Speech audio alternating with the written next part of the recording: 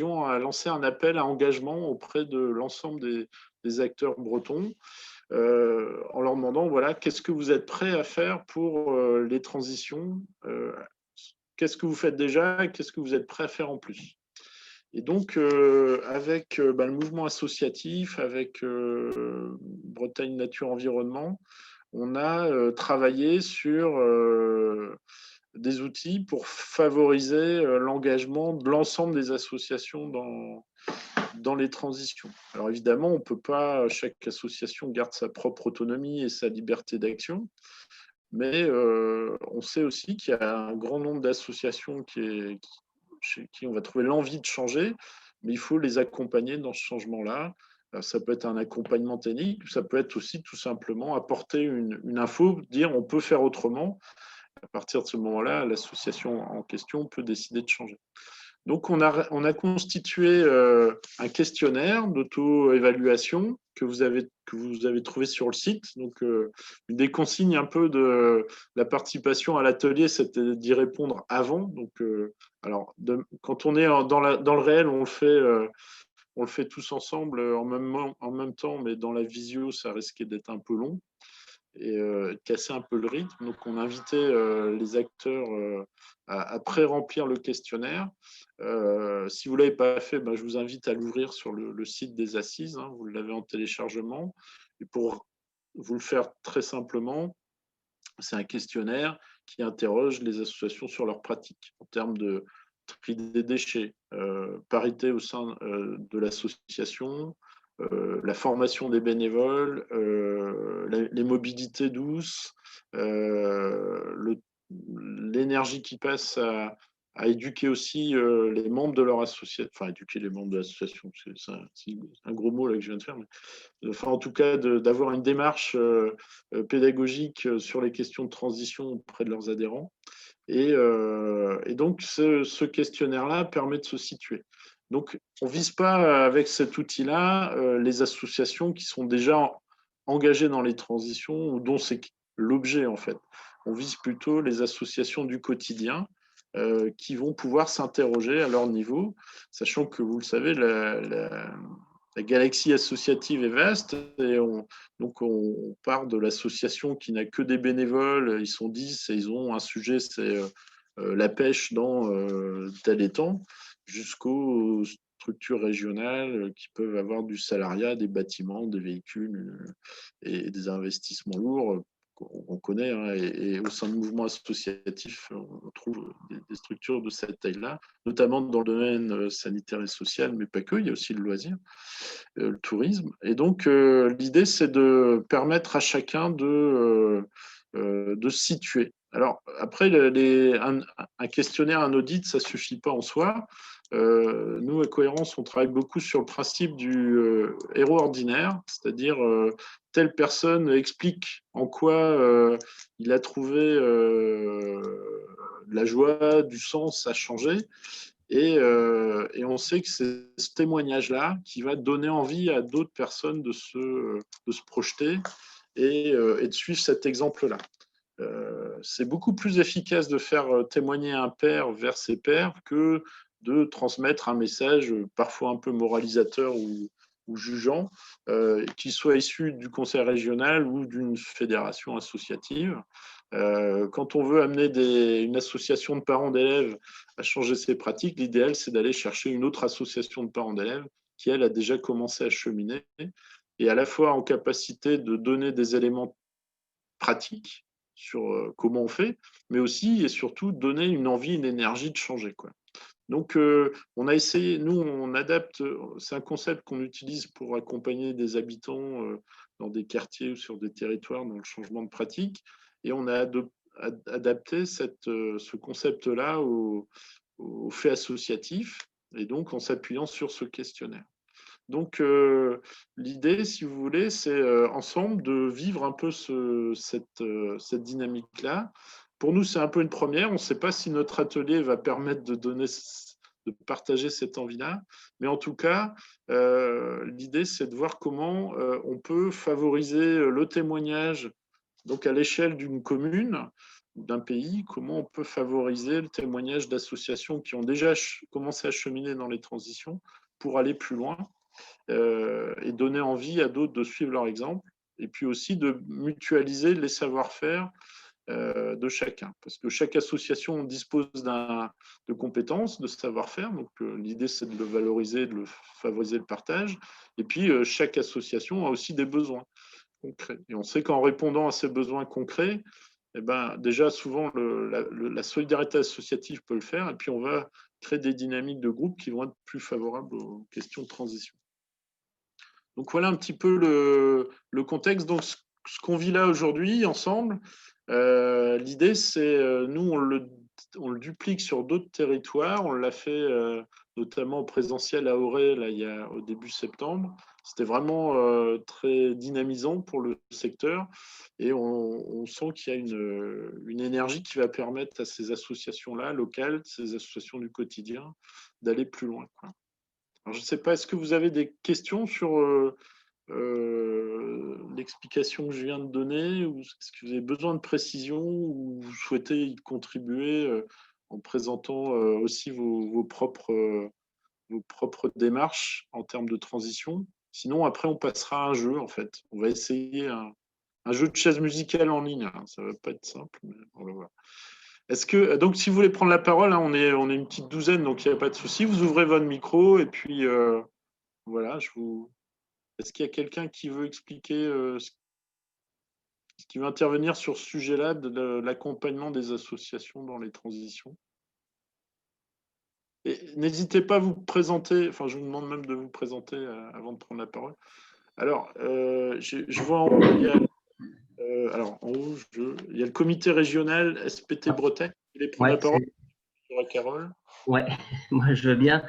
Donc moi c'est Georges Thomas du Sport pour tous Bretagne, là, du comité régional Sport pour tous Bretagne. Donc voilà, on fédère un certain nombre d'associations sur le territoire breton pour voilà, faciliter l'accessibilité à la pratique sportive pour tous. Et en fait cet atelier, moi ça m'intéresse bien parce que en fait on a répondu à un appel à projet du conseil régional en 2019, il me semble, c'était sur le projet défi associatif. Et donc, on a mis en avant donc à la création d'un poste sur, entre autres, hein, tout ce qui était éco-citoyenneté, sport et éco-citoyenneté. Donc, c'est tout frais. Donc, voilà, on sait qu'il y a pas mal d'associations qui ont, par exemple, du matériel, et on fait déjà du troc de matériel, du prêt de matériel. On se pose la question sur le recyclage de matériel qu'ont un certain nombre d'associations dans leur cave, etc. Donc voilà, il y a plein de choses à faire. On a commencé déjà sur des déplacements, bien sûr, comment dirais-je, en covoiturage, bien sûr, depuis un certain temps. Et puis aussi au niveau de nos structures, hein, comité régional, comité départementaux, ben voilà, diminuer un petit peu l'impact écologique, hein, ne serait-ce que sur les impressions, sur le type de matériel à utiliser, etc. Enfin bref, donc on est, comment dirais-je, au début d'un chantier, et en fait cet atelier, voilà, ça me permettra d'avoir un peu, peut-être, avec ces échanges-là, d'avoir voilà, d'avancer sur cette thématique. D'accord, voilà. Avec plaisir.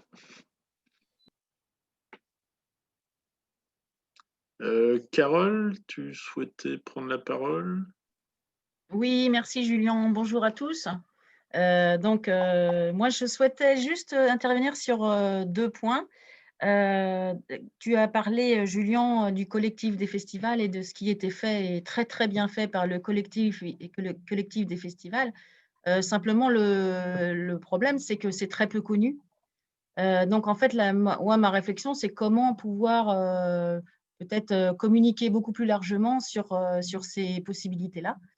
Je dis que c'est peu connu dans le monde, pour le grand public, quoi. Et donc, ma question, enfin, c'est une question comme ça que je pose pas à quelqu'un en particulier, mais c'est peut-être aussi le rôle des médias, de la presse, tout ça. Enfin, pour moi, c'est pas assez connu ni reconnu, quoi. Pourtant, c'est un très, très gros boulot qui est fait. Ça, c'était le premier point que je voulais dire. Et puis le deuxième point, et puis c'est rigolo parce qu'on a donc des personnes du sport aussi là sur cet atelier. Et je voulais juste faire part d'un travail que j'ai fait, mais là au niveau personnel, parce que sinon je suis aussi donc à cohérence avec Julien. Euh, Mais au niveau professionnel, j'ai travaillé pour notamment un événement sportif qui est un tournoi de tennis professionnel féminin et pour lequel on a plusieurs années durant obtenu le label. Ça, c'est intéressant d'avoir un label sur des événements sportifs. Développement durable, le sport s'engage. Et donc là, je vois qu'on a des personnes, même Michel, que je vois, enfin, je vois le nom, c'est CDOS 29. C'est peut-être aussi donc le sport, le comité départemental olympique et sportif français. Je pense que ça fait partie aussi de ce périmètre. Et en fait, j'ai trouvé ça vraiment très, très bien fait de leur part parce que pour obtenir ce label, il fallait vraiment étayer la politique qu'on avait au sein de cet événement sportif. Qu'est-ce qu'on mettait en place concrètement en termes de développement durable et aussi qu'est-ce qu'on mettait en place pour toutes les parties prenantes de ce tournoi en l'occurrence. Et voilà, ça me semble être aussi des choses qui sont à développer. Et voilà, donc, je voulais juste rappeler ça parce que c'est vrai que, Julien, tu parlais tout à l'heure de la posture de cohérence de pair à pair. Et bien là, en l'occurrence, voilà, c'est aussi le monde sportif qui a fait les choses, le monde culturel qui fait des choses. Voilà, mais la difficulté dans tout ça, c'est comment étendre, comment communiquer sur tous ces aspects. Voilà ce que je voulais vous dire. Merci Carole. Il y a Tiffen qui demande si dans le chat si tu peux mettre le lien vers le label, qu'elle puisse retrouver la démarche à suivre, j'imagine. Bonjour, bonjour. Vous m'entendez ou pas? Oui, alors qui s'exprime? Michel. Michel Duclos. Oui. Le label Sport Développement Durable, en fait, c'est via le CROSS et leur salariée Caroline Vincent. Donc, il y a Lucille Leborgne qui doit être connectée, j'ai vu son nom tout à l'heure. Elle pourra vous en parler plus, là. C'est via le CROSS Bretagne. Il n'y a pas Lucille, j'ai vu son nom passer tout à l'heure. Oui, elle vient de contribuer via le chat, en fait. Donc, voilà. Ce qui est demandé par Tiffen, c'est notamment un lien Internet, je pense, pour retrouver la. D'accord, ok. Je vais chercher Tiffen et je te donne ça.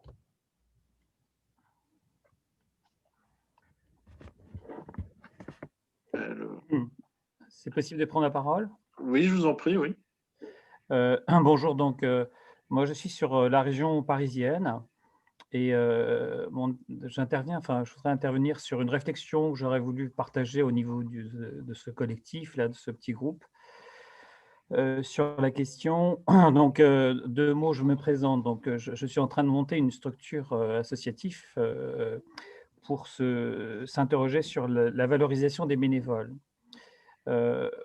Mon métier aujourd'hui consiste à travailler sur l'insertion sur le Val-de-Marne et je m'aperçois qu'aujourd'hui, nos dispositifs sur l'accompagnement d'insertion nous amènent de plus en plus à solliciter les associations, soit pour des problèmes de repas, de comportement, enfin, on est de plus en plus obligés parce que la situation, surtout à partir du Covid, nous amène à ne pas avoir assez de ressources pour répondre à la problématique qu'on rencontre en termes de précarité.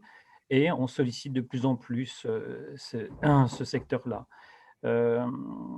Et sans ce secteur-là, franchement, nos actions seraient vraiment peu efficaces. Je donne un exemple. Aujourd'hui, pour proposer des formations pour des réfugiés, l'État finance à 600 à 800 heures de formation linguistique. Ce n'est vraiment pas du tout suffisant et on est obligé de se reporter sur des bénévoles pour faire des entretiens de conversation, sinon on n'y arriverait pas. Ça, c'est un exemple, hein. Je ne parle pas des gens qui sont dans la rue ou qui n'arrivent pas à manger. Donc voilà, tout ça pour dire que les associations sont de plus en plus sollicitées. On aura besoin de plus en plus des associations pour nous appuyer. Et moi, je suis en train de faire des démarches auprès des collectivités qui nous financent. Je suis financé en partie sur 3 villes qui nous financent pour demander à ces élus comment on peut valoriser ces bénévoles pour 2 raisons. Un, pour leur donner plus de place, puisque je parle de ça parce que je considère que c'est une mutation, vous êtes sur la transition, et la transition elle se fait aussi avec l'environnement, je trouve. Comment les élus peuvent valoriser ces bénévoles, parce qu'on en a de plus en plus besoin, et il n'y en a pas suffisamment. Donc je demande comment on peut faire pour que demain ces bénévoles ne payent pas d'impôts, soient réduits d'impôts, comment on peut proposer des services gratuits à ces bénévoles. Voilà. On sait que l'État, je donne un exemple qui est assez, pour moi, assez révélateur. L'État peut défiscaliser. Vous pouvez, si vous le souhaitez, si vous avez beaucoup d'argent, ne pas payer d'impôts pendant 10 ans si vous êtes sur des produits défiscalisés pour faire des routes, des autoroutes, des hôpitaux, des prisons. L'État sait très bien faire ça pour attirer des gens, des investisseurs. Donc pourquoi l'État ou les collectivités ne feront pas la même chose au niveau des bénévoles? Je parle d'argent, mais je parle aussi de symbolique. On peut imaginer que hier nous avions des résistants, nous avions des justes. Il est important que les bénévoles qui ont une dimension de citoyenneté, qui sont des ambassadeurs de citoyenneté, de tissu social, soient valorisés et qu'ils aient un statut particulier, car nous avons besoin de statut particulier pour plusieurs raisons. Un, nous sommes sur des villes où le taux de chômage est important, on est à plus de 20 ou 25% sur nos territoires. Il y a un problème de citoyenneté, de civisme énorme sur nos territoires. Si on mettait en valeur, on valorisait ces bénévoles comme des ambassadeurs de citoyenneté, ça pourrait aider à donner des repères sur des territoires qui sont en perte de repères par rapport à l'emploi, par rapport à des logements, des choses comme ça. Donc, la question que je voudrais mettre sur la table, qu'est-ce que vous pensez de l'importance de ces évolutions territoriales qui fait que de plus en plus les territoires sollicitent les associations? Dans les villes où je suis, une des villes a demandé par courrier à l'ensemble des associations du territoire, ça représente à peu près 130 associations, de se préparer au deuxième Covid. D'accord? C'est le maire qui demande aux associations de se préparer au deuxième Covid.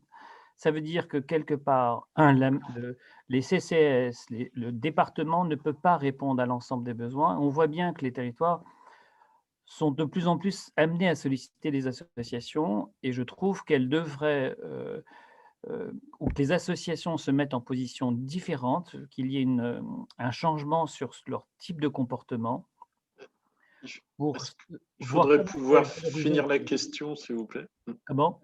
Si vous pouvez finir par une question. Oui. Alors, à votre avis, est-ce que cette idée de valoriser les bénévoles de demain matin par rapport à ces évolutions, et essentiellement autour du Covid, parce que je pense que ça impacte l'ensemble des associations, est-ce que c'est, à votre avis, c'est une bonne piste ou non de valoriser, que les territoires et l'État valorisent ces bénévoles? Et donc, pour peut-être rester sur le champ des transitions écologiques et solidaires, hein, mais on a bien compris que vous parliez de solidarité. Est-ce que quelqu'un veut intervenir sur cette reconnaissance au-delà de ce qui existe actuellement? Est-ce qu'il y a des réflexions qui traversent les mouvements associatifs sur le fait de véritablement reconnaître le rôle des associations dans les transitions écologiques ou solidaires? Est-ce qu'il y a des travaux là-dessus? Je ne sais pas si Gwendoline ou Yannick ont plus d'informations. Moi, j'avoue que j'en ai pas. Il y a un écho. Je me permets de couper ton micro, Julien, pour qu'il n'y ait pas d'écho. Oui. En effet, sur la question de la reconnaissance, alors d'un point de vue fiscal, je pense qu'on en est très très loin. Après, il y avait l'idée en effet d'avoir une reconnaissance de l'investissement des bénévoles par l'accès à la formation via le compte engagement citoyen, mais qui est actuellement au point mort. En fait, ça fait 2 ans qu'on attend un décret qui doit paraître dans ce sens-là. Et on attend toujours, où l'idée, elle était en effet de valoriser le temps de bénévoles et que ces bénévoles auraient accès à des formations, auraient un crédit de formation pour pouvoir se former de manière individuelle ou collective. Mais voilà, ça, c'était une des initiatives au niveau de l'État pour reconnaître l'engagement bénévole. Mais voilà, ça fait 2 ans qu'on est au point mort. Donc, Mis à part ça, non, je n'ai pas plus d'informations, mais en effet, je pense qu'on s'éloigne un peu du sujet où l'idée, elle est de voir comment une association peut s'engager dans les transitions.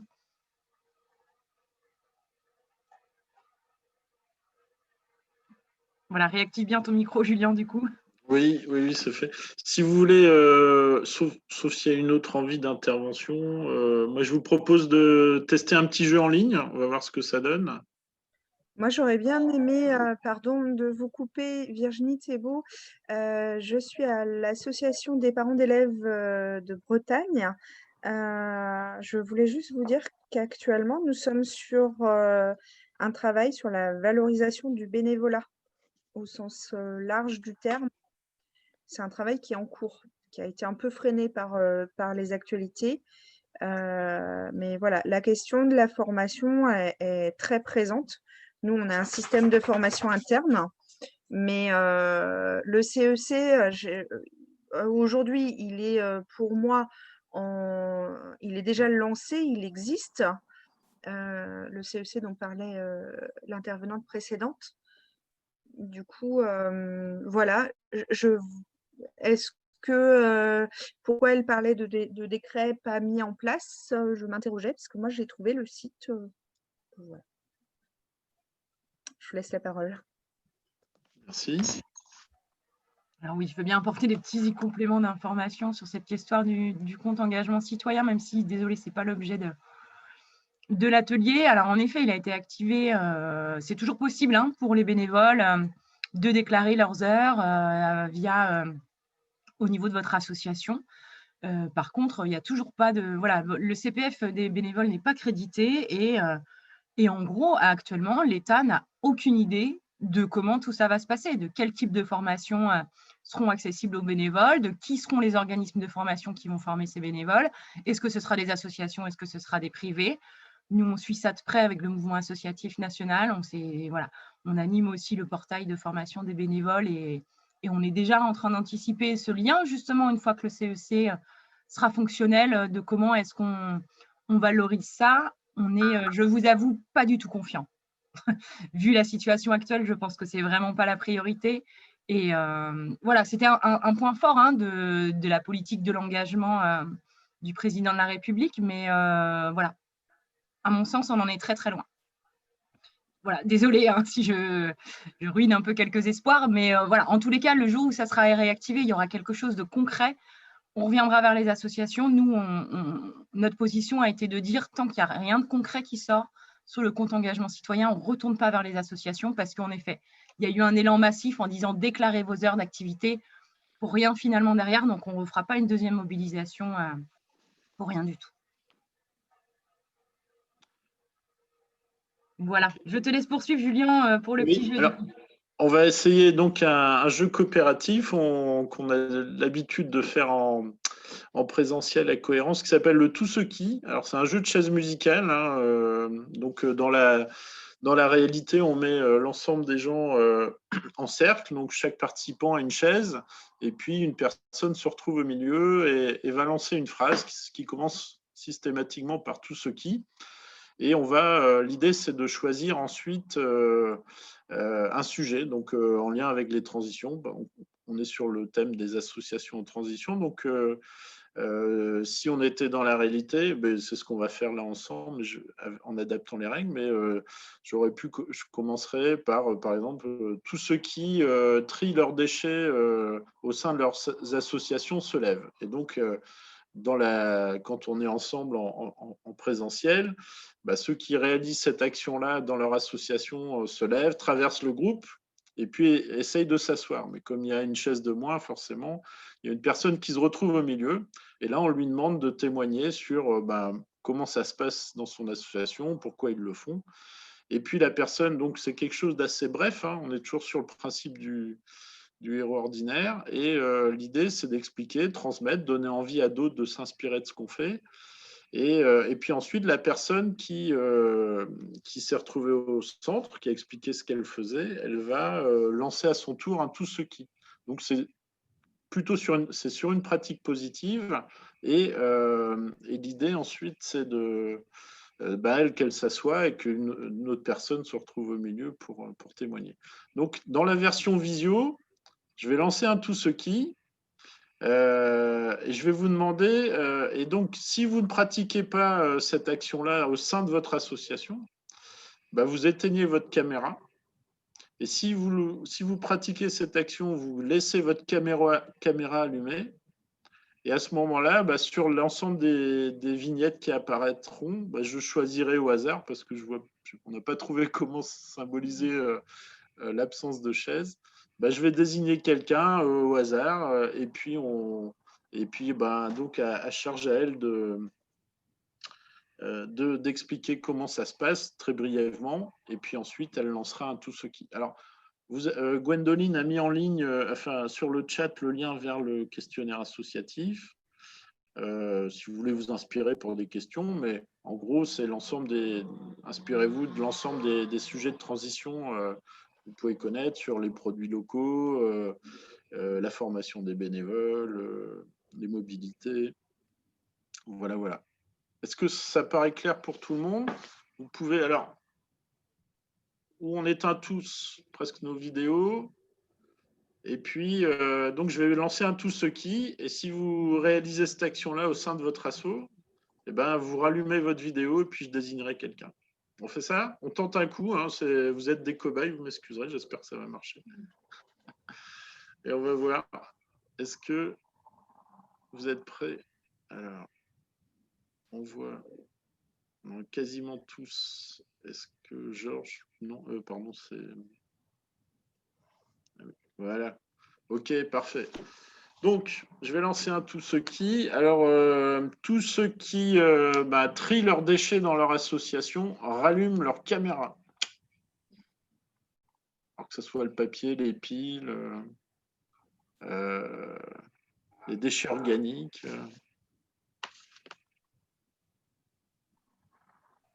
Les déchets organiques, c'est pas facile parce que du marc de café et des pépins de pommes, ça fait pas du super compost quand même. Voilà. Bon, alors, vous voyez, on est 5-6 à le faire. Gwendoline, est-ce que poum, est-ce que tu veux nous expliquer ce que vous triez comme déchets au mouvement associatif ou comment vous fonctionnez? Alors, au mouvement associatif, en effet, on trie nos déchets, on trie notamment énormément le papier. Parce qu'il y a sur Rennes, on est dans les locaux de la Ligue de l'enseignement, il y a la feuille d'érable qui passe. Donc, on fait un tri assez important de nos différents papiers, que ce soit papier normal, papier craft, carton, voilà, tout ça. Là-dessus, on n'est pas trop mal. Après, en effet, sur les déchets organiques, on en a parlé entre nous. Et c'est super. Enfin, le compost n'est pas bon en fait sur un compost de bureau, c'est compliqué. Il faut vraiment trouver un mixer ça avec un compost d'habitat parce que il y a quasiment que du marc de café et des fruits et en fait c'est pas suffisant. Il y a pas d'épluchures, tout ça, donc non. Du coup, on trie pas les déchets organiques malheureusement. On sait que la maison des assos à Rennes à côté ils le font, mais voilà les composts sont quasiment pas utilisables, donc du coup c'est un peu dommage quoi. Et après, j'avoue que sur tout ce qui est tonnerre d'imprimante, tout ça, j'en sais rien. C'est pas moi qui gère. Très bien, merci. Alors, on va éteindre nos caméras à nouveau et puis je vais inviter Gwendoline à lancer un tout ce qui sur un sujet donc de la transition. Alors, je t'en prie, Gwendoline, tous ceux qui allument leur caméra. Tous ceux qui utilisent des gobelets réutilisables pour leurs événements allument leur caméra.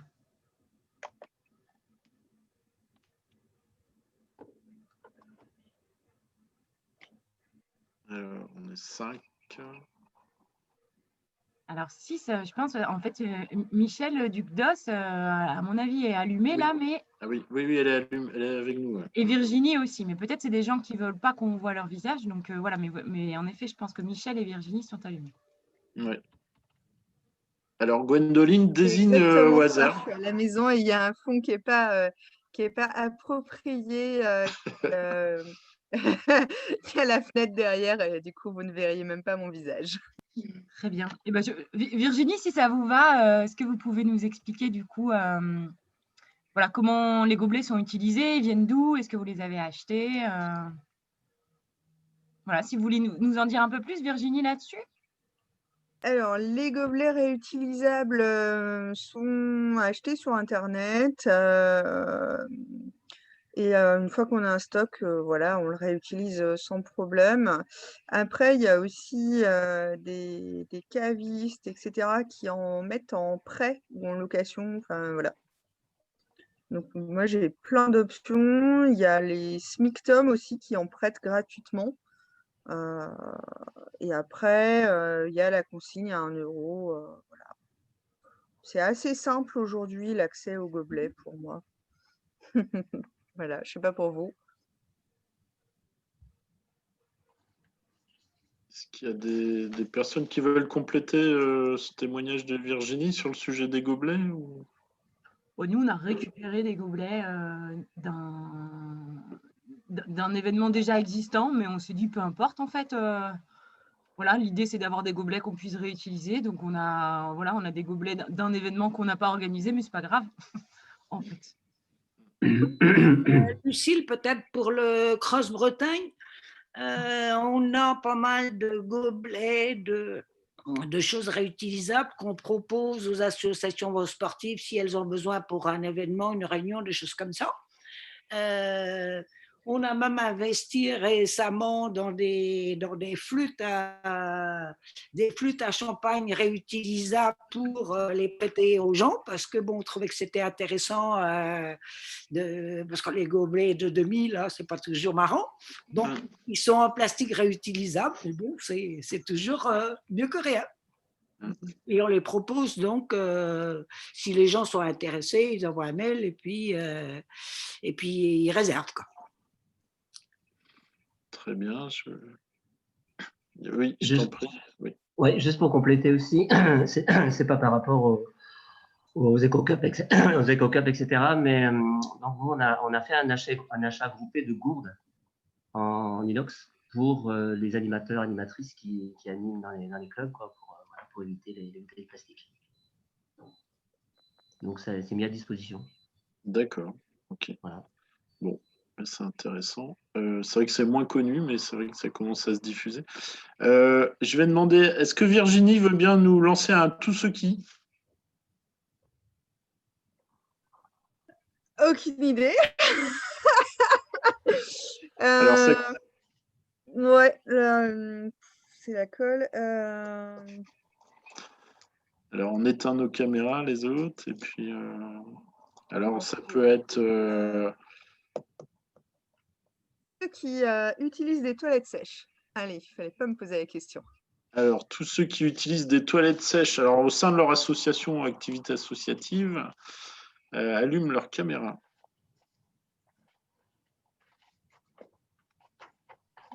Ah ben, vous n'êtes pas nombreux, hein. Alors, Virginie, il y a une personne, donc tu n'as pas trop le choix. Soa, Voilà. si tu veux bien nous expliquer comment ça fonctionne, et puis quelle association, enfin qui tu es. Ah, on ne vous entend pas, mais on ne vous entend pas.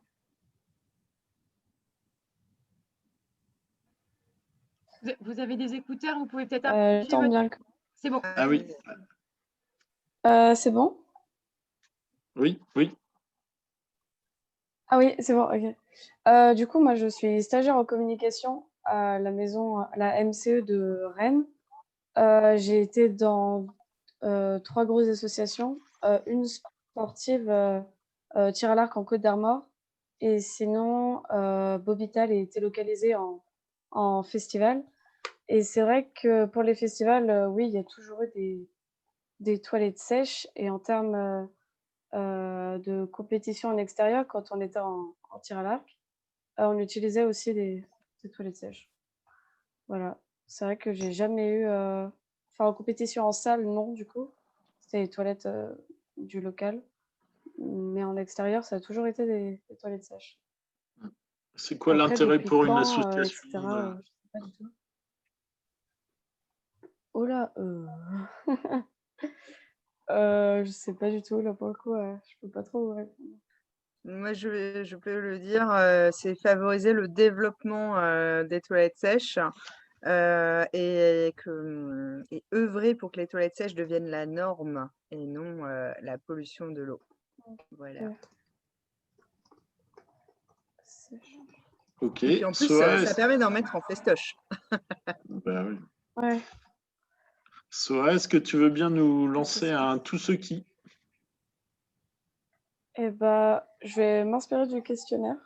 Oui.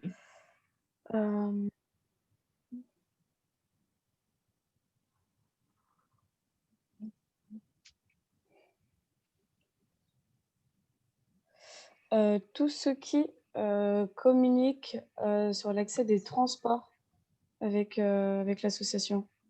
Je sais pas si c'est clair, la question. Tous ceux qui informent leurs adhérents ou participants à un événement de la possibilité de venir en transport en commun. Ah, c'est le transport, ouais. Voilà. Ouais, Donc, ouais, c'est ça. rallume leur caméra. Alors. Rallume la caméra. Non, pas vraiment. Alors, il y a 2 personnes. Il y a Virginie et Tiffaine, a priori. Ah, il y a aussi Gwendoline. Soa, est-ce que tu veux bien désigner quelqu'un pour... On va interroger Virginie. Comment? Bah, systématiquement, moi je suis administratrice à Empreinte, qui est basée à la MCE également de Rennes. Et c'est vrai que dans toutes nos communications, on essaye toujours d'inciter au covoiturage. Voilà, tout le temps. Il y a toujours un petit mot. Est-ce vous utilisez un site en particulier ou est-ce que vous avez une astuce à partager avec le groupe là sur favoriser le covoiturage? On utilise un simple fichier Excel. Voilà, on fait nous-mêmes le lien entre les participants et voilà, en fait, on demande l'autorisation de communiquer les coordonnées des personnes qui souhaitent covoiturer et on fait le lien en direct. Bon, on n'a pas des centaines non plus de personnes à gérer, donc voilà, ça se fait. D'accord. Est-ce qu'il y a une autre personne qui voudrait apporter la ressource sur le covoiturage peut-être ou... Oui, moi, je veux bien éventuellement. Alors, c'est vrai que nous, on se déplace. Alors, la Redadex, c'est une course, mais paradoxalement, nous, on se déplace assez peu parce qu'on travaille beaucoup à distance. Ceci étant dit, on a une réunion par mois avec le conseil d'administration élargi et ce lieu change tous les mois pour que les bénévoles qui viennent d'un peu partout ne soient pas pénalisés en fonction de leur lieu de résidence.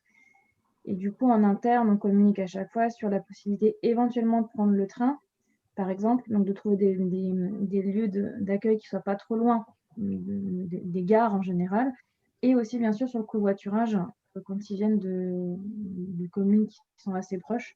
Mais pareil, nous on le fait vraiment en interne, ça. C'est pas, on n'a pas de site particulier, c'est juste qu'on essaye de mutualiser au maximum les déplacements, sachant que c'est pour une journée entière en général, donc c'est plus intéressant d'être à plusieurs en voiture.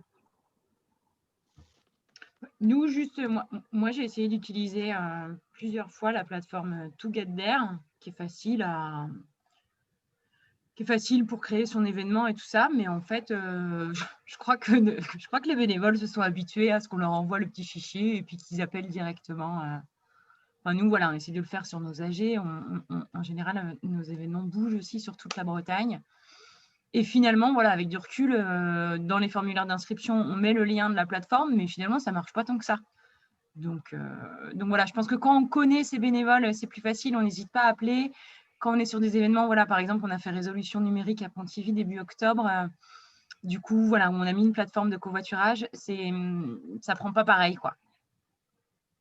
Donc, en effet, C'est-à-dire que si les gens se connaissent, ils préfèrent s'appeler, et s'ils ne se connaissent pas, il faut mieux utiliser Together, c'est ça que tu veux dire, Gwendoline? Je ne sais pas encore, en fait.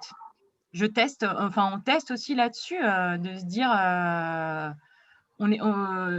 je pense que le fichier Excel avec le numéro de téléphone est quelque chose qui fonctionne bien. presque, j'ai envie de dire, il faut quasiment mettre les gens en relation. Tiens, on est à Pontivy, toi tu viens de Saint-Brieuc, on a identifié 3, on envoie un mail aux 3, quoi. Je pense qu'il faut pré-mâcher un petit peu la mise en relation. Avec Empreinte, c'est ce qu'on a constaté. On a tenté des alternatives qui sont censées faciliter les choses, mais en fait, il y a aussi le côté habitude, le côté où il faut aller cliquer sur une autre plateforme, re-rentrer toutes les coordonnées, etc. Et ça fait un frein qui utilise beaucoup plus le bon vieux fichier Excel. Oui, c'est Lucille. Bon, c'est vrai que je suis assez d'accord. Les plateformes, c'est pas terrible, ça marche pas. Par contre, c'est vrai que quand on peut envoyer le fichier des personnes qui sont présentes avec le lieu où elles habitent, les personnes, si elles ont envie de covoiturer, elles se contactent, quoi, puisqu'elles ont une possibilité, quoi. Et ça reste plus du duel, voilà, quoi. Moi, pour aller dans le sens de Lucille, on fait pas mal de formations, ça se fait souvent à Mur de Bretagne. Donc, comme les gens viennent des 4 coins de la région Bretagne, systématiquement, nous, on envoie le fichier Excel des stagiaires en les invitant donc à communiquer entre eux et entre elles pour pouvoir covoiturer. Puis en fait, ça fonctionne pas mal. Voilà. Ok. Est-ce que on va peut-être faire un dernier tout ce qui, puis après on passera sur un autre jeu coopératif. Je crois que c'est Virginie qui doit le lancer, il me semble.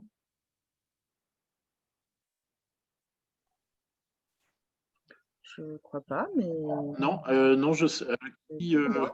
Ou alors, qui c'est qui a été ciblé? C'était... Bon, je sais. Bon, appel à volontaire, alors. J'ai perdu le film, excusez-moi. Moi, je veux bien. Oui, on t'écoute. C'est Georges, ouais. Tous ceux qui réduisent leur impression papier. Tous ceux qui réduisent leur impression papier. Allume leur caméra.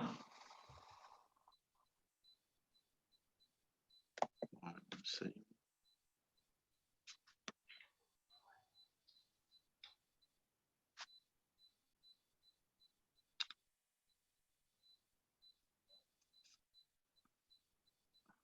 Alors, est-ce que tu veux, Jean, désigner quelqu'un pour témoigner? Tiffen. Tiffen, je veux bien, ouais. Oui, en fait, pour la REDADEC, donc pour la course pour la langue bretonne, on est 2 salariés d'habitude et maintenant on est 2,3 pour l'organisation et on habite dans des villes différentes, donc on fait tout à distance. Donc effectivement, tout ce qui va être papier, c'est très très peu présent chez nous, en tout cas dans le quotidien. Après, on a une réflexion à l'heure actuelle justement sur nos impressions de communication papier, à savoir tout ce qui est flyer et affiches, parce que on a du mal à exister quand même sans ça, sans les affiches et sans les flyers qui sont quand même un outil qui est important, notamment quand on veut de la visibilité. Donc, on fait attention à la qualité du papier si on doit le faire et on limite aussi les impressions, même si on sait qu'on en a besoin, mais au fur et à mesure des années, on fait le bilan de ce qu'on a dépensé, de comment on l'a utilisé et on réduit au fur et à mesure, on va dire au strict minimum dans le cadre de notre activité. En tout cas, pour ce qui est de l'impression de communication. Pour les impressions internes, moi, j'en ai quasiment pas et mes collègues non plus. Mais ça me pose par contre la question aussi d'une pollution qui est invisible, qui va être cette pollution des mails, par exemple, de stockage en ligne, parce que du coup, on stocke nous beaucoup en ligne. Et c'est une pollution qu'on ne voit pas forcément, mais qui est quand même existante.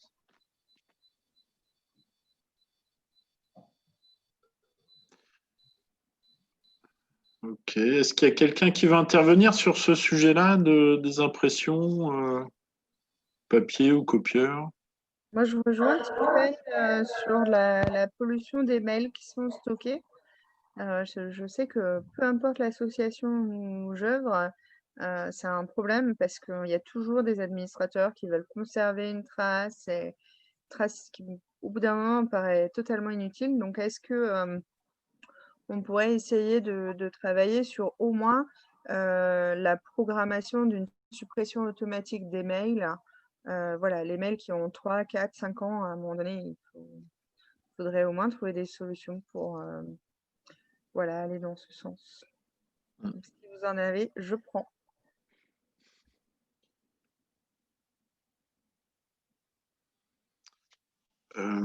Moi, j'ai l'impression que, je suis pas un spécialiste du numérique responsable, mais j'entends parler de plus en plus souvent non plus de mails, mais de tickets, en fait, qui sont en fait je pense non plus des mails stockés chez soi ou sur des serveurs, mais l'accès à des informations qui sont abritées par un opérateur, un administrateur qui, lui, va pouvoir du coup aussi faire le ménage plus facilement parce qu'il centralise l'information. Alors, je ne sais pas si ça répond à la demande de chacun de pouvoir accéder à n'importe quel moment à l'info, mais voilà. Je sais que l'année dernière, il y a eu un colloque à La Rochelle sur le numérique responsable. Donc, je pense que nous, associations, comme beaucoup de collectivités, on est concernés par ça, mais j'ai pas de ressources en tête comme ça. Mais c'est vrai que ça peut être, comme on fonctionne beaucoup avec le numérique dans le tissu associatif, ça vaudrait le coup de creuser le sujet. Ouais. Ouais, juste pour compléter là-dessus, Julien, si je peux me permettre. Oui, bien sûr. Moi, je trouve que c'est une question, en effet, qui est super importante, en effet, de se dire, bon, bah voilà, qu'est-ce qui reste? On essaye aussi en termes d'éthique, sur la protection des données, voilà, de se dire, on minimise au maximum l'utilisation des outils Google. Là, sur Zoom, on s'est vraiment posé les questions, on nous a fait des retours en disant, vous faites un événement entièrement sur Zoom, en termes d'éthique, c'est pas terrible. Alors non, en effet, c'est pas terrible. À un moment donné, on a testé plusieurs outils. C'est le plus efficace, en fait. Il y a aussi une question, il y a aussi des questions d'efficacité à des moments qui fait que du coup, je trouve que c'est vraiment un dilemme au niveau de ses valeurs, en fait, de se dire comment on fait. Et je crois que personne n'a des réponses. Et c'est aussi voilà, dans des ateliers comme ça où on peut en échanger entre nous. Et la ressource, c'est pas facile parce que je trouve qu'il y en a énormément sur le numérique, sur les outils numériques, il y a beaucoup de choses et qu'on a du mal aussi à avoir l'éventail global de toutes les possibilités. Alors, je ne sais plus, pendant le confinement, j'avais trouvé un truc cool, moi, où il y avait déjà quelqu'un qui jugeait les plus, les moins de tel outil. Faudrait que je retrouve ça, mais on oublie, en fait, parce qu'il y en a beaucoup, beaucoup de ressources et c'est pas facile de faire le tri. Ok, écoutez, merci Gwendoline pour cette intervention. On va passer sur un autre jeu coopératif qu'on utilise dans les ateliers pour les associations et les habitants. Là, ça s'appelle le jeu du totem. Je vais vous demander à chacun de prendre une petite minute, une grosse minute si besoin, pour identifier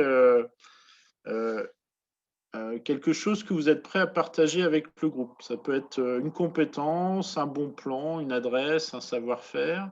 Donc, on reste dans le domaine des associations en transition.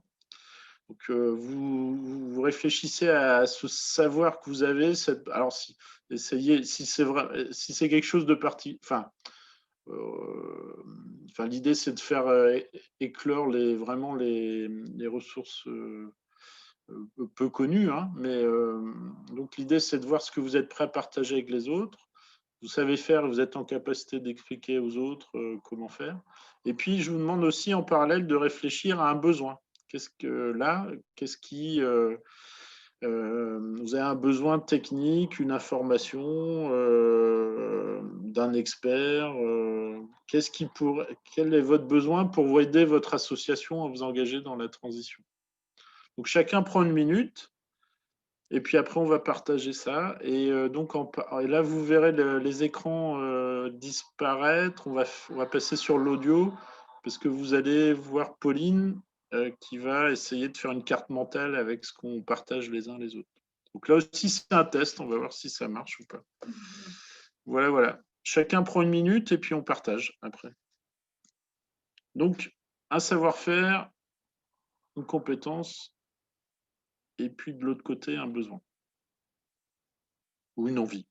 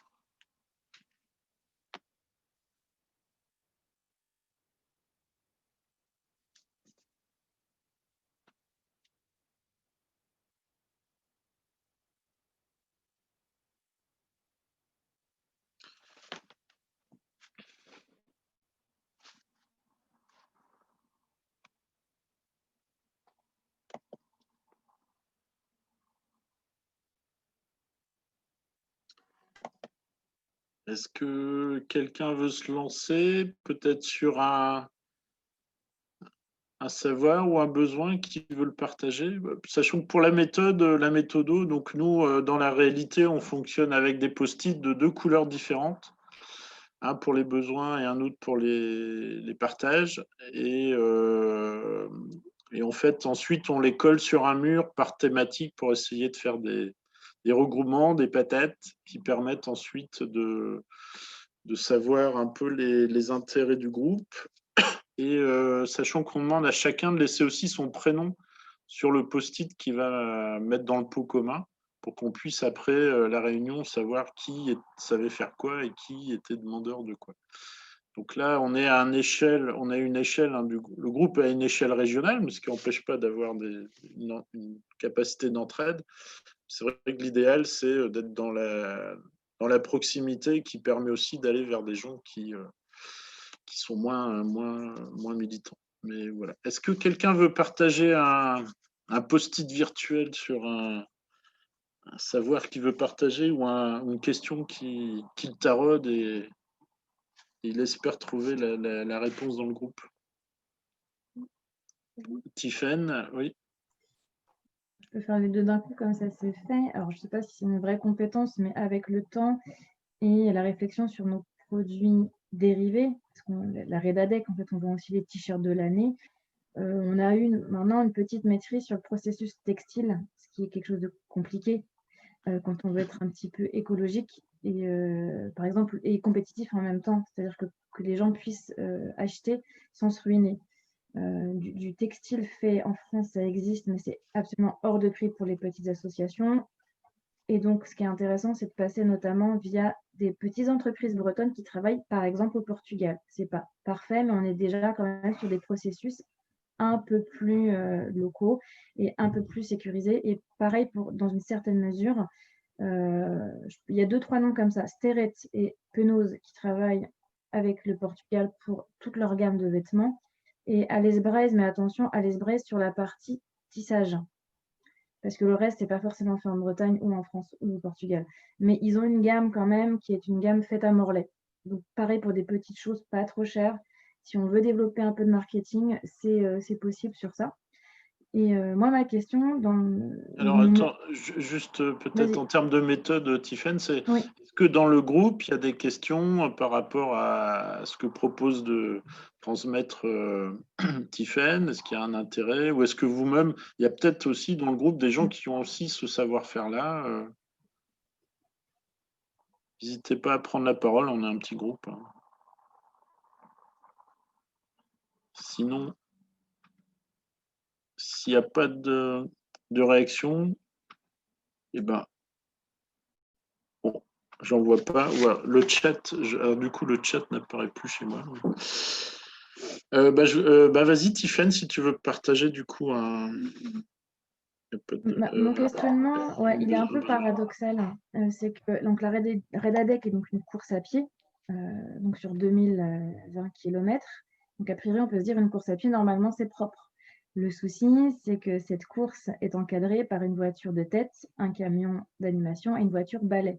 Donc, en termes de propreté, on a connu un peu mieux. Donc, on a déjà, j'aurais un questionnement sur ça, sur comment je peux, d'un point de vue véhicule, rendre ça un peu plus propre et surtout, c'est là où on trie un peu moins les déchets, c'est que nos équipes bénévoles qui sont dans le camion ont besoin de choses à proximité pour se restaurer, notamment. Je pense aux bouteilles d'eau pour boire. Et c'est vrai que comme c'est une course qui ne s'arrête jamais, on n'a pas forcément le temps, si on avait des gourdes, de les remplir, par exemple, ou de générer ce type de choses zéro déchet en 3 secondes ou en 2 minutes, le temps de faire les changements de camion. Donc moi, en termes de logistique, j'aurais ce besoin-là de comment je peux rendre ce côté logistique un peu plus propre, à la fois en termes de véhicules et de gestion d'approvisionnement des bénévoles qui sont dans le convoi. Est-ce qu'il y a des éléments de réponse dans le groupe? C'est une course assez particulière, hein, dans le fonctionnement, mais peut-être que sur des marathons, est-ce que.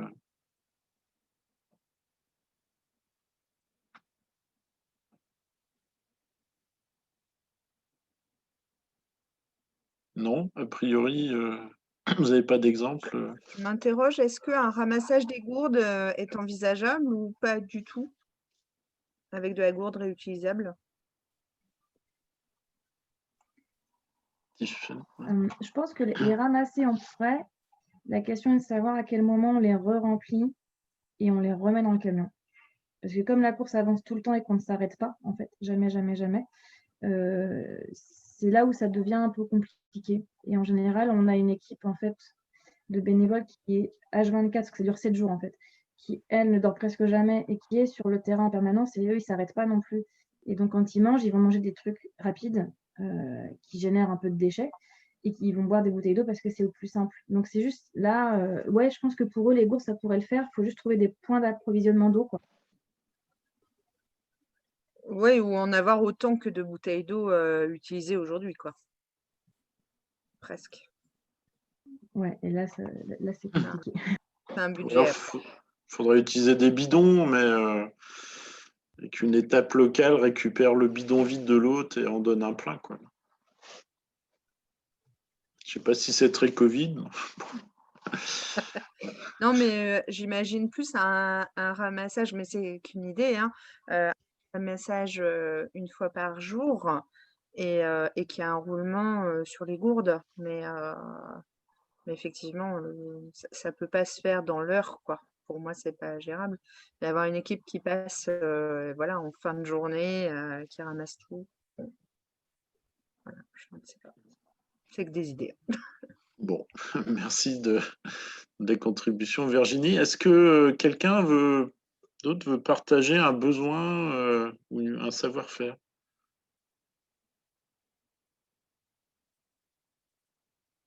Soyez pas timide. Je peux prendre la suite. Du coup, Virginie, avec Empreinte, proposer des formations ou explications, je ne sais pas comment dire, sur la fabrication et l'entretien des toilettes sèches. Et je laisse le temps peut-être d'écrire.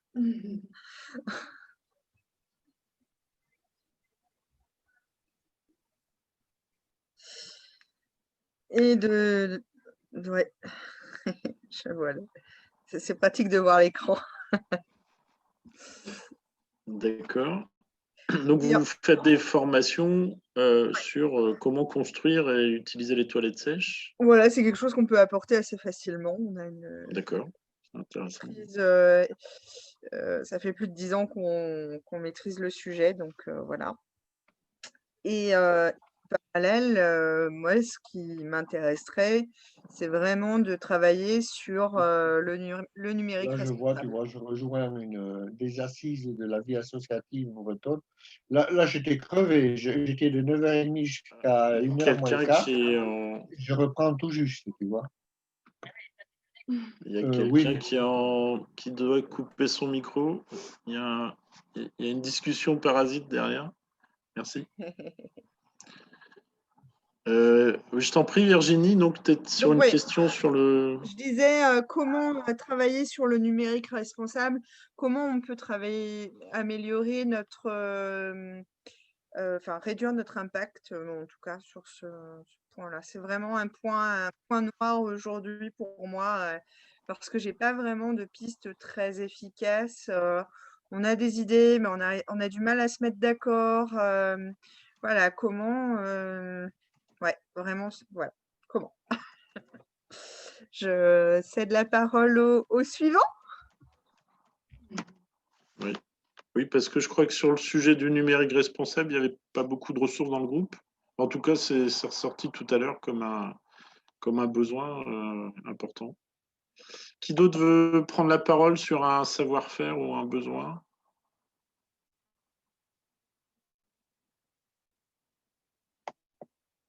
Vous êtes affamé, c'est ça? Non, je vais prendre la suite sur le besoin, parce que ça ressemble un petit peu à ce que disait Virginie là. Moi, je l'avais intitulé comme ça, c'est comment faire le tri dans le choix des outils numériques actuels. Parce que il y en a un stock. Hein. Soit on fait appel, comme on dit, aux GAFA, etc., ou des outils libres, etc. Enfin, il y a plein de choses. Et voilà, moi, je m'y perds un petit peu. Et quel choix faire, quoi.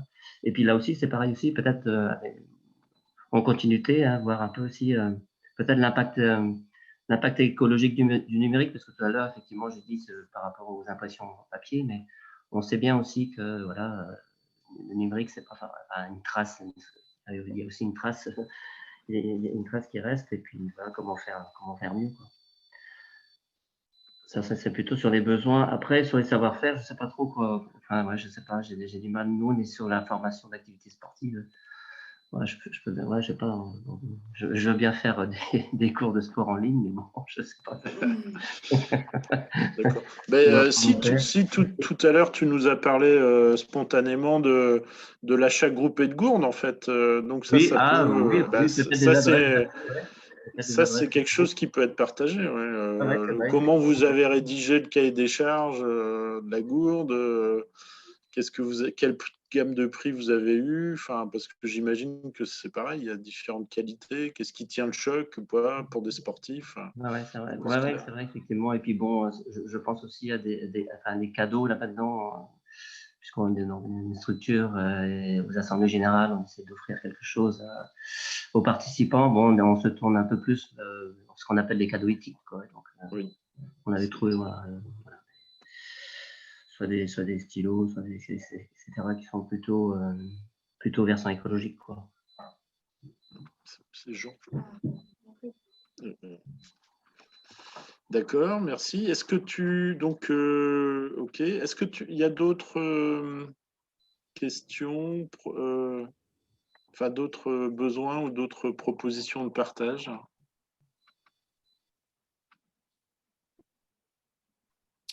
C'est Lucille là du poste. Je sais qu'on essaye, on essaye de mettre en place ce qu'on appelle matelot, c'est-à-dire de mettre en relation, mais ça marche oui ou non, des organisateurs, par exemple, qui ont du matériel et qui peuvent le mettre à disposition ou à location pas trop cher d'autres organisateurs pour les événements. et dans un sens, dans un l'autre, quoi. Mais c'est vrai que c'est pas toujours facile que ça fonctionne, quoi. D'accord. C'est sur quel territoire, ça, du coup? Nous, on essaie de le mettre en place sur la Bretagne, quoi. C'est-à-dire qu'on propose, on dit, ben voilà, il y a telle plateforme, vous pouvez vous rechercher ceci, et voilà, et il y en a d'autres qui l'ont et qui peuvent répondre et se mettre en relation, quoi. C'est Georges, pas Jean. Mais c'est pas, voilà, Oui, mais après, c'est pas Jean-Claude, c'est Georges. ça fonctionne à moitié, quoi. D'accord. Et donc là, c'est pour. Excusez-moi, j'étais distrait. Là, ça fonctionne actuellement. Est-ce qu'on pourrait avoir le lien vers le. Comment vous Oui, fonctionnez? je vais rechercher, hein, c'est sur le site. Hein. D'accord, très bien. Et Lucille, est-ce que tu as identifié un besoin pour votre structure associative? Non, enfin, disons que on essaye de voir un petit peu sur le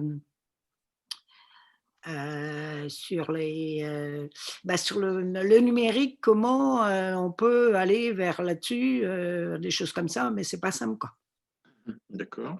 Ok, donc ça rejoint le besoin Oui, sur le voilà. numérique Parce que c'est vrai responsable. que on a éventuellement, on a été sur. Enfin, moi, j'ai participé à la journée résolution numérique organisée par le MAM. Donc, c'est bien, voilà, mais il n'y a pas. Voilà, quoi. Ça reste des choses qui ne sont pas assez précises quand même, quoi. D'accord. Ok. Moi, je vais aussi participer au jeu. Alors, en termes de ressources, nous, mais je crois que ça a déjà été fait par Pauline, on vous a envoyé un lien vers le site de Cohérence qui référence. On a fait 3 vidéos d'associations en fait qui se sont engagées dans la transition. Et donc, il y a un club de sport à Dirinon, il y a une association de parents d'élèves du côté de Châteaulin, et puis une association culturelle du côté de Rennes. Donc, on les a interviewés et les vidéos sont disponibles sur le site si vous voulez vous en servir pour en parler à vos adhérents ou chercher des inspirations. Donc, ça, on les met à votre disposition. Ainsi que le questionnaire. Hein. Enfin, et là, du coup, ça rejoint un des besoins, c'est que le questionnaire qu'on a fait avec le MAB et puis FBNE, on vous invite à le diffuser auprès de vos adhérents si vous êtes des fédérations, pour que les gens commencent à s'interroger sur leurs pratiques. Un questionnaire, c'est à la fois, on identifie ce qu'on fait déjà et dont on peut être fier, mais c'est aussi une façon de commencer à dessiner des pistes sur des façons d'évoluer au quotidien. Quoi. Donc voilà, donc dans mes besoins sur ce sujet-là, mais je suis à la recherche de relais en fait sur les dynamiques qu'on peut mener et amener les associations à s'interroger. Voilà. Est-ce qu'il y a d'autres souhaits de partage Alors c'est pas obligatoire hein, évidemment, mais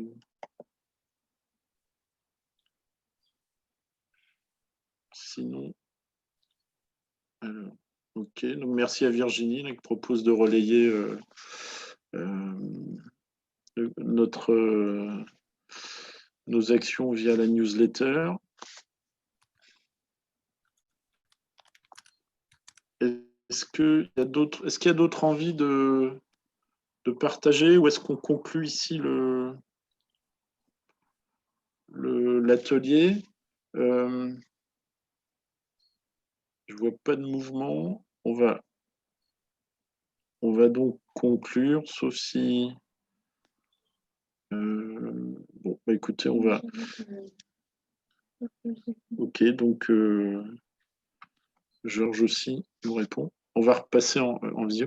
Donc, on va partager la capture d'écran, enfin de la mind map que vient de faire Pauline, que je remercie.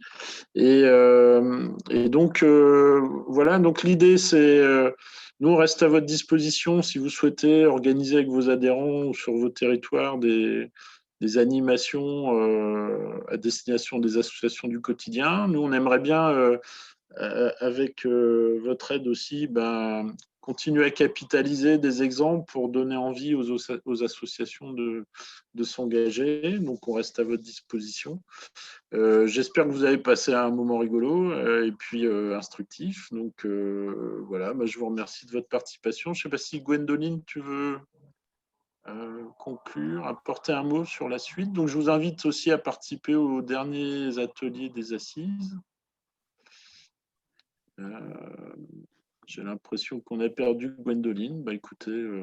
Non, je suis là, mais j'ai lancé l'autre en même temps. Ah ouais, ouais, non, c'est. Désolée, du coup, j'ai pas forcément écouté ce que tu disais, Julien. C'était pas très intéressant, c'est pas grave. Non, c'est pas ce que je disais, mais en effet, j'ai dû vous laisser sur la fin parce que du coup, j'ai lancé l'atelier qui démarre à 14h. En effet. Du coup, je profite pour remercier Gwendoline de sa coopération sur l'organisation de cet atelier qui j'espère, répondait aux attentes des assises. Et puis, voilà, si tu veux, nous, on va conclure là, si tu veux bien, l'atelier. On a identifié un certain nombre de besoins, mais aussi de ressources. Reste à les faire fructifier maintenant pour la suite. Mais on sait bien qu'il y a un grand chantier encore à réaliser là-dessus. J'ai vu la carte mentale, je trouve que c'est un outil super intéressant. Tu voudras bien le renvoyer, Julien, du coup, pour que ça reste aussi en termes de ressources. Et en effet, bon, c'est quelque chose qui a amené à se développer, mais je trouve que du coup, ça synthétise aussi un peu les échanges qu'il y a pu avoir. Et je trouve ça chouette. Et puis, les chaises musicales ont assez bien marché. En effet, voilà, juste, c'était prévu 20 personnes, on était un peu moins nombreux. Mais on a en effet un taux d'absentéisme, si on peut dire, je ne sais pas trop. On a eu la crème, Voilà, c'est ça, les meilleurs étaient là, on peut dire ça. Merci en tous les cas pour cette proposition, Julien. Merci et merci à tout le monde pour votre participation. Ok, merci.